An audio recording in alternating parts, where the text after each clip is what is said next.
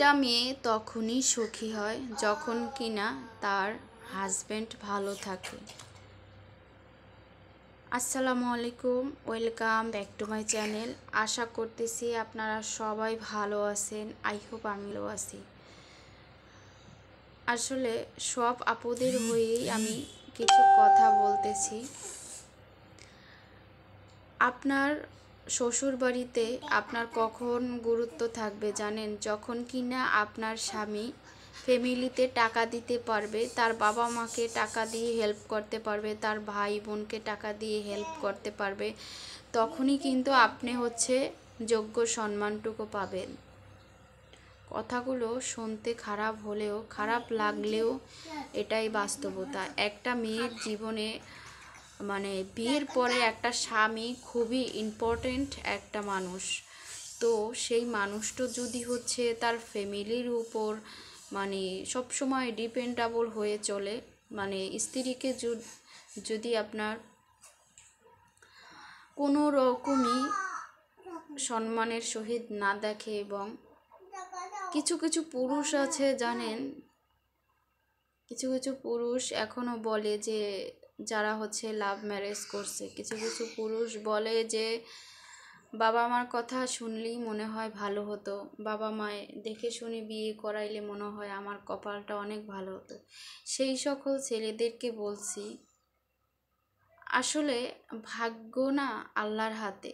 যারা আল্লাহ তাআলাকে বিশ্বাস করে, আমি মনে করি এগুলো তারা কখনোই বলে না। কারণ তোমার ভাগ্যে যেগুলো লেখছে আল্লাহ, সেগুলোই কিন্তু হবে। ফ্যামিলিগতভাবে যে সব বিয়ে দেয় আর কি, আছে 99% মানুষের সুখ হয় না, যা এরা জেনে শুনে তারপরে যায়। আমি সবসময় বলবো সুখ দুঃখ আল্লাহর হাতে, এটা কোনো বিষয় না।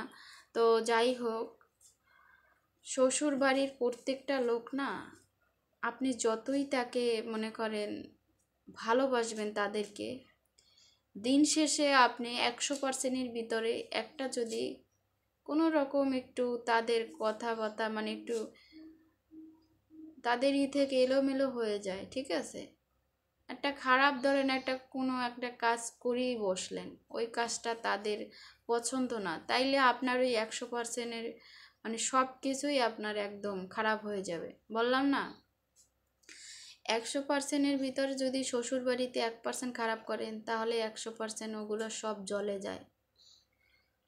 কিছু কিছু মুরব্বীরা এই কথাটা বলছেন যে শ্বশুরবাড়ির লোক কখনো আপন হয় না, এবং শ্বশুরবাড়ির কুত্তাটাও নাকি পর, এরকম একটা কথা বলে।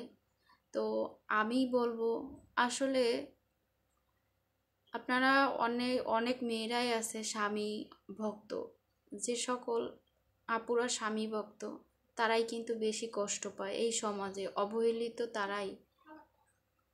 আপনার ফ্যামিলির আপনার শ্বশুরবাড়ির ফ্যামিলিতে যদি আপনার জামাই আপনাকে সম্মান করে, সম্মানের সহিত দেখে, তাহলে কিন্তু আদার্স যে ফ্যামিলির লোক আছে, ওরাও কিন্তু আপনাকে সম্মানের সহিতই দেখবে। আপনার স্বামী যদি আপনাকে কথায় কথায় অপমান অপদস্থ করে, তাহলে শ্বশুরবাড়ির লোকরাও কিন্তু আপনাকে কথায় কথায় ভুল ধরবে এবং অসম্মান করবে, অপদস্থ করবে। এটাই শ্বশুরবাড়ির লোকরা সবসময় না মেয়েদেরকে বুঝাইয়া দেয় যে শ্বশুরবাড়ির লোকরা কখনো আপন হয় না। আসলে দিন শেষে আপুরা, স্বামীর জন্য তুমি যতই করো না, বললাম না, একটু খারাপ করবা, তাতে যত ভালো করছো লাইফে সব কিছু মুছে যাবে।